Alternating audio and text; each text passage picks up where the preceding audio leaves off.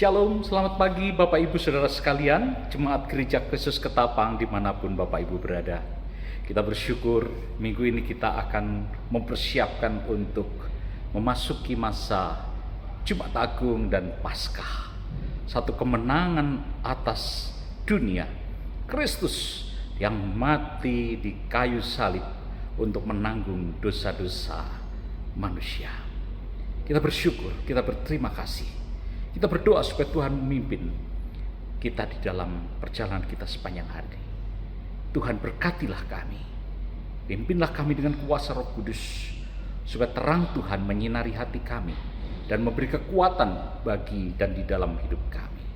Dalam Yesus Kristus kami berdoa. Amin.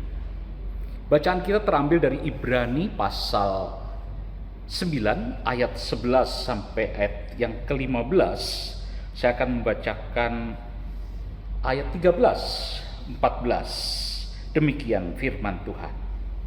Sebab jika darah domba jantan dan darah lembu jantan dan percikan abu lebu muda menguduskan mereka yang najis, sehingga mereka disucikan secara lahiriah, betapa lebihnya darah Kristus yang oleh Roh yang kekal telah mempersembahkan dirinya sendiri kepada Allah sebagai persembahan yang tak bercacat, akan menyucikan hati nurani kita dari perbuatan yang sia-sia, supaya kita dapat beribadah kepada Allah yang hidup.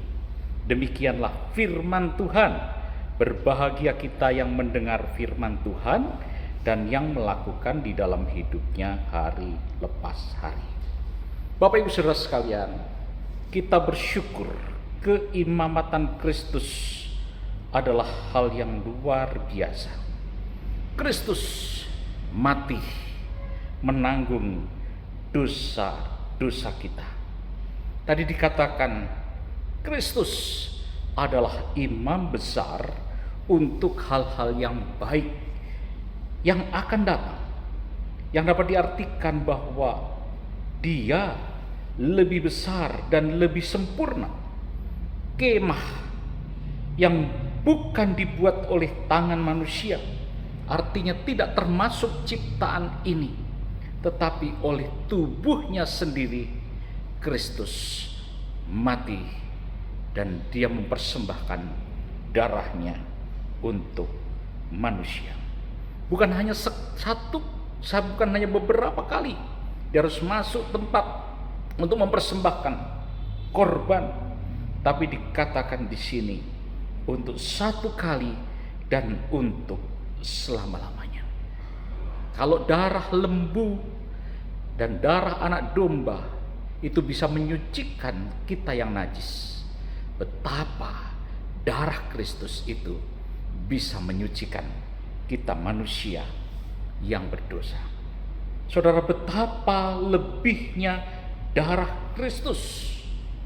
Pertama, saudara-saudara, persembahan dirinya sendiri kepada Allah dalam kodrat manusiawi di atas mezbah kodrat ilahi, dengan Dia menjadi imam, menjadi mezbah dan menjadi korban, dan kodrat ilahinya melayani sebagai imam dan mezbah, dan kodrat manusianya sebagai korban. Saudara-saudara, ini adalah korban yang dimaksudkan sebagai pendamaian. Yang kedua, saudara, Kristus telah mempersembahkan dirinya sendiri kepada Allah melalui Roh yang kekal, bukan hanya sebagai kodrat ilahi yang didukung kodrat manusia, melainkan oleh Roh Kudus dan tindakan ketaatan sangat besar untuk mengorbankan dirinya sendiri itu. Ketiga, saudara-saudara, adalah persembahan diri Kristus kepada Allah tanpa cemar, tanpa dosa apapun dalam kodratnya ataupun hidupnya. Ini dengan sesuai dengan hukum tentang korban-korban. Sehingga darah Kristus mempunyai keampuhan yang sangat besar, karena darahnya bisa membersihkan hati nurani dan perbuatan-perbuatan yang sia-sia. Darahnya bisa menjangkau kedalaman jiwa dan hati nurani yang berasal dari kematian rohani yang mengarah kepada kematian kekal. Sepertinya kalau kita lihat, darah Kristus memampukan kita untuk melayani Allah yang hidup. Bukan hanya membersihkan kesalahan dan memisahkan Allah dan orang-orang berdosa, melainkan juga menguduskan dan memperoleh jiwa melalui pengaruh Roh Kudus yang penuh rahmat. Saudara, manusia ditetapkan untuk hidup sekali, mati, dan dihakimi. Saudara, jikalau kita percaya kepada Kristus, kita disucikan, kita diampuni, kita dibenarkan di hadapan Allah. Itulah dahsyat dan kemampuan dan hebatnya kuasa darah Kristus. Penulis kitab Ibrani begitu jelas menjelaskan kepada kita tentang kasih, kuasa, dan kekuatan darah Kristus. Kita bersyukur dan berterima kasih kepada Tuhan untuk karya yang besar, karya yang terbesar di dalam hidup kita. Saudara, berbahagialah kita jikalau kita menerima Kristus, kita percaya kepada Kristus, kita mendengar firman-Nya, kita sudah dipindahkan dari maut ke dalam hidup, dan kita akan beroleh kehidupan kekal selama-lamanya. Saudara, biarlah kiranya Jumat Agung yang akan kita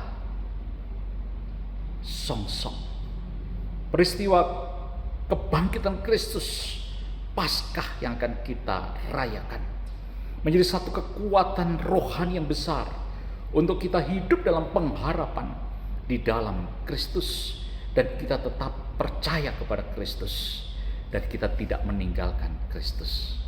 Mungkin di antara kita ada yang sudah lama tidak bergereja, mungkin di antara kita yang sudah lama tidak datang untuk mempersembahkan hidup kepada Tuhan, yang mungkin kita selama ini mungkin cuek, kita mungkin masa bodoh. Mari saudara, Jumat Agung ini, Paskah ini menjadi satu momen, satu peristiwa yang penting yang akan memperbaharui kehidupan rohani kita, dan kita hidup sungguh-sungguh mau melayani Kristus. Selamat menyongsong Jumat Agung dan selamat merayakan Paskah. Tuhan menyertai kehidupan kita. Amin. Mari kita berdoa. Kami bersyukur Tuhan untuk cinta kasih-Mu atas dunia ini, karena Engkau telah mati di Golgota, disalib, dan Engkau bangkit pada hari ketiga, dan Engkau menang atas maut. Dan kami bersyukur jikalau kami percaya kepada Tuhan, kami juga akan memperoleh kebangkitan dari antara orang mati. Kami tidak menjadi takut di tengah-tengah tantangan, cobaan dunia ini, tapi hati kami terus mau bersyukur dan percaya kepada Tuhan. Berkatilah kehidupan kami, berkatilah perjalanan kehidupan kami bersama dengan anggota keluarga kami, supaya kami boleh percaya kepada Kristus, kami menerima Kristus sebagai Tuhan dan Juru Selamat. Berkatilah gereja-Mu supaya satu pertumbuhan yang maju dan terus bertumbuh. Berkatilah bangsa kami supaya bangsa ini suatu hari mengenal kebenaran, mengenal terang di dalam Kristus. Terpujilah nama Tuhan.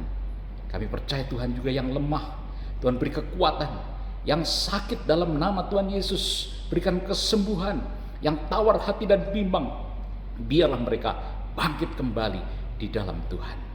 Terima kasih Bapa.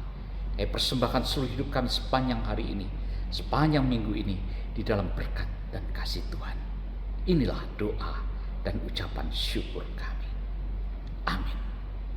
Tuhan memberkati kita dan Tuhan menyertai kita.